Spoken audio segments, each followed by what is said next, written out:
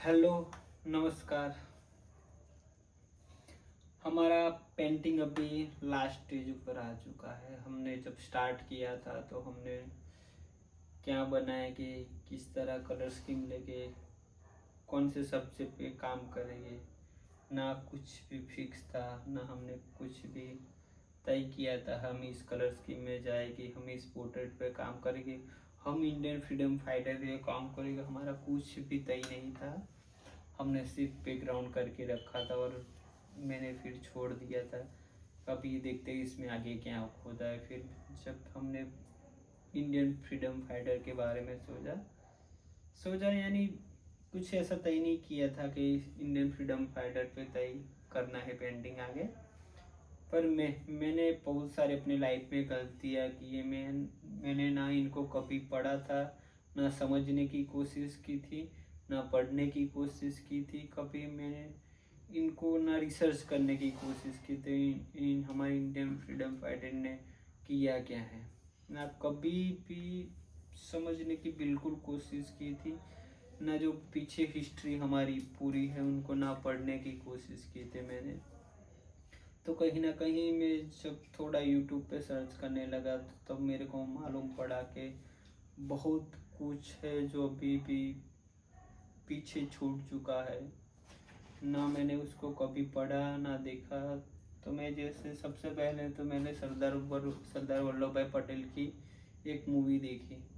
फिर भगत सिंह की मूवी देखा तो मुझे पता चला कि हमको जो आज़ादी मिली हुई है उसके पीछे एक संघर्ष भरी कितनी पूरी गाथा है, कितने लोगों का बलिदान इस आज़ादी के पीछे है।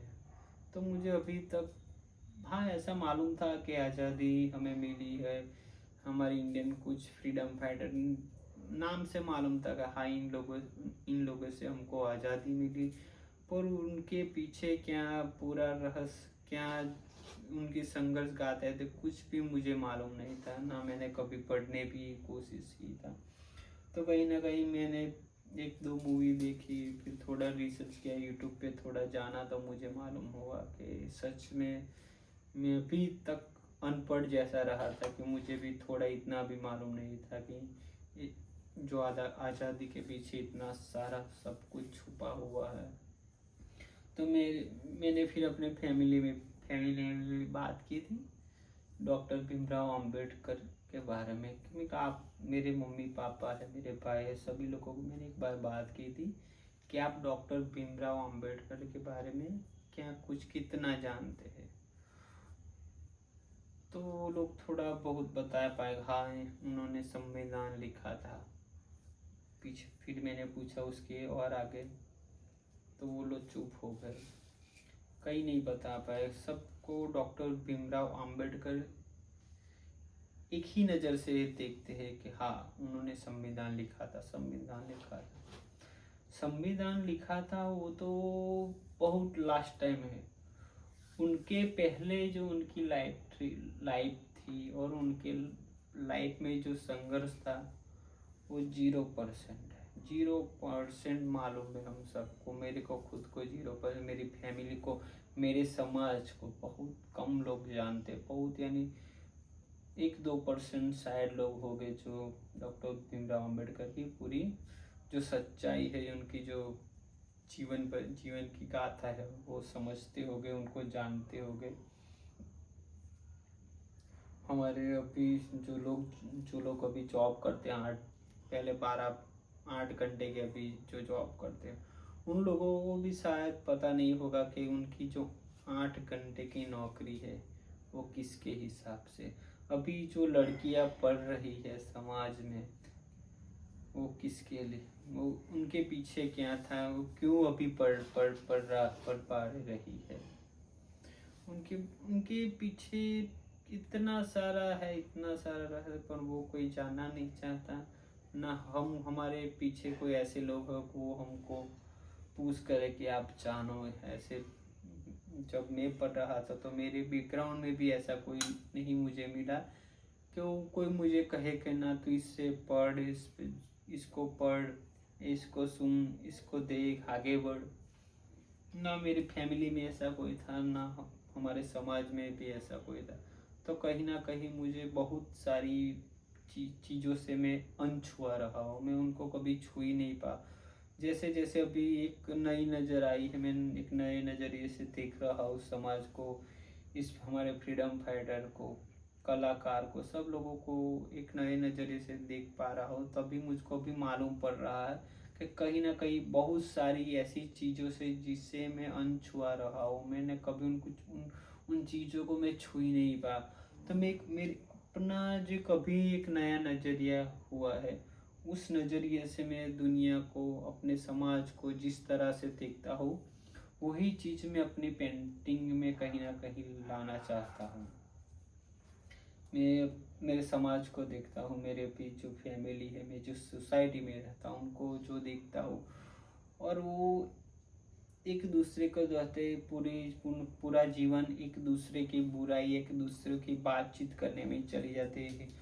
उसने किया किया, हमने किया किया, वो बाहर, उससे बाहर कभी जा ही नहीं पाते कि हमको लाइफ में करना क्या है, क्या जानना है, एजुकेशन के बारे में, पॉलिटिक्स के बारे में, फिलोसॉफी, साइकोलॉजी, इतनी सारी चीज़ें, इतनी सारी फील्ड है ना, पर हम उस चीज़ को कभी ध्यान में रख ही नहीं पाते, क्योंकि हमने हमारा ऐसा एक बैकग्राउंड बना रखा है जो हमें वही दिखता है। जब भी मैं कभी कभार अपने गांव ही जाता हूँ तो मैं दिखता हूँ ना, तो एक घर से दूसरे घर, दूसरे घर से तीसरे घर से यही सब चलता है। वो चीज़ हम लोग उनके घर जाते हैं, वो लोग हमारे घर पे आते हैं, हम उनकी बात करते हैं, वो लोग हमारी बात करते हैं। बस ये ऐसा ही चलता है। इस जो साइकिल चल रही है ना, वो कभी ब्रेक ही नहीं हो पाती है। तो मुझे कहीं ना कहीं लगा कि जो समाज है ना, समाज यानी मैं खुद उसमें हूँ और कोई नहीं है। तो कहीं ना कहीं मैं वो चीज़ देख रहा था कि हमारे पीछे बहुत सारा ऐसा कुछ छुपा हुआ है जो हमको देखना चाहिए, पढ़ना चाहिए, समझना चाहिए, पर हम ये देखना ही नहीं चाहते, पढ़ना भी नहीं चाहिए, ना समझना चाहते हैं। तो मैं एक अपने नज़रिए से इस जो चीज़ें देखता हूँ, उस पेंटिंग को मैं आपको दिखाना चाहता हूँ कि जो भी हमारे फ्रीडम फाइटर है, जो कि सावित्री बाई फुले है, उनकी लाइफ आप कभी एक बार पढ़ना या गूगल पे सर्च करना कि सावित्री बाई फुले थी कौन, ज्योतिबा फुले थे कौन। एक बार कभी गूगल पे सर्च करके देखना कि वो उनकी लाइफ क्या थी। उस टाइम पे जो लोग समाज में, उनका एक पूरा समाज था, ब्रह्म समाज, वो लोग कैसे, जो अपर कास्ट लोअर कास्ट के जो भेदभाव चल रहा था उस टाइम पे, इन लोगों ने वो सब संघर्ष करके भी एक पहली बार समाज में एक स्त्री की स्कूल ओपन की थी। हम इतना तो जानते, खास स्त्री की, एक स्त्री के लिए पहली बार स्कूल बनी थी उस टाइम, पर कैसे बनी थी, उसके पीछे क्या था, उनकी संघर्षपूरी कहानी क्या थी, वो हम कभी सुनना नहीं चाहते, ना हमने कभी पढ़ा है। तो मैंने पहली बार जब सुना और पढ़ा तो मुझे लगा इस चीज़ से मैं अभी तक नहीं जान पाया, अनछुआ रहा। वो मेरी क्या, मेरे को खुद पे शर्म आने लगी कहीं ना कहीं, कहीं बहुत सारी ऐसी चीज़ों से मैं के पढ़ ही नहीं पाया। जब मैंने भगत सिंह के बारे में भी ऐसा जाना कि वो 23 साल की उम्र, या 23 साल की उम्र है, उन्होंने जब उनकी शादी का टाइम आया, वो इतने यंग थे, तो उनकी शादी का टाइम उनको घर से भी ऐसा था कि उनके लिए लड़की बड़की ढूंढ रहे थे। तो उन्होंने जब ऐसा बोला कि मेरा देश अभी गुलाम है, तो मैं कैसे शादी करूं, उनके पूछे उनके पूछे कुछ था ऐसा, मुझे अभी वो क्लियर नहीं याद आ रहा, मैंने पढ़ा था बहुत टाइम हुआ फोन, मुझे ऐसा अभी क्लियर याद नहीं आ रहा। और वो चीज़ मैंने उस टाइम पे सुनी था तो मुझे कहीं ना कहीं लगा कि बहुत अभी भी बहुत सारी ऐसी चीज़ें है जिन्हें मुझे पढ़ना है, जानना है, और कहीं ना कहीं वो मेरे पेंटिंग के जरिए मैं आप सभी के साथ रखना चाहूँगा, सभी के साथ लाना चाहूँगा। अभी ये जितना पेंटिंग हुआ है, अभी थोड़ा सा 90% हमारा पेंटिंग कवर हो चुका है। अभी हम थोड़ा सा और थोड़ा काम करना है, हम पहले क्लियर कर देते हैं, फिर हम एक नए पेंटिंग के और आगे बढ़ेंगे।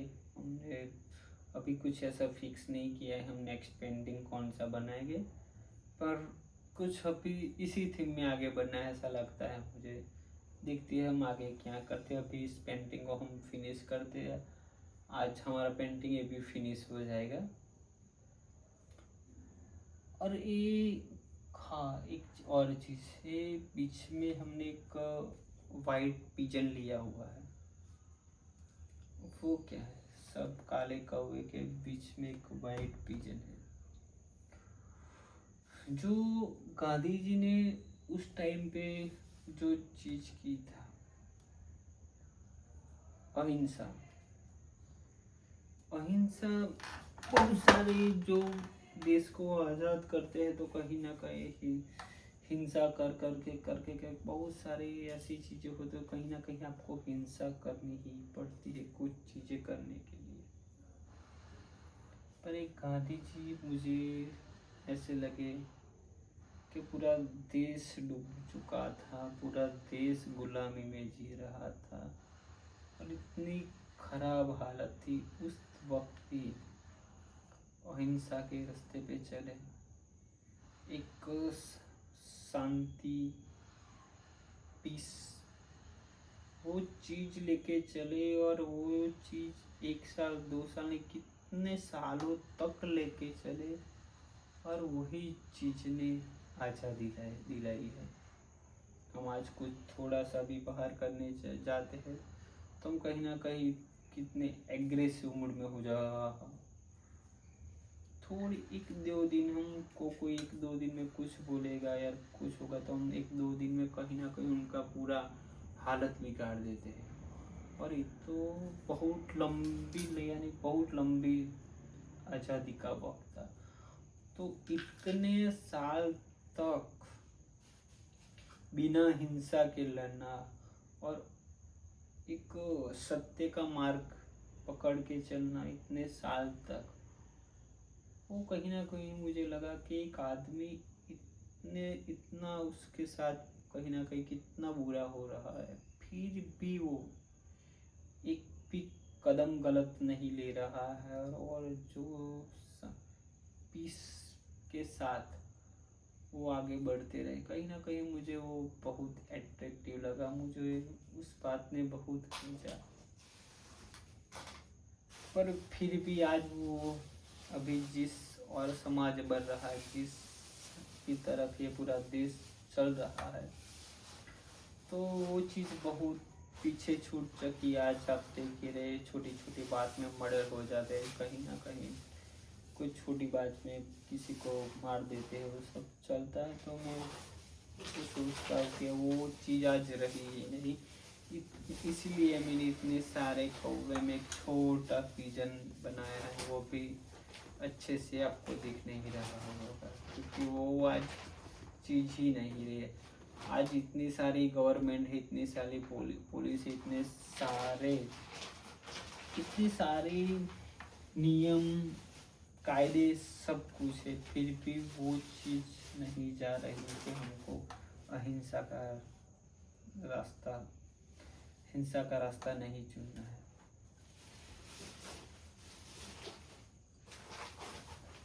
बहुत सारी ऐसी चीज़ें हैं जो हम आगे देखिए। चलो मैं थोड़ा जितना काम हमारा बाकी पड़ा है वो हम फिनिश कर लेते हैं।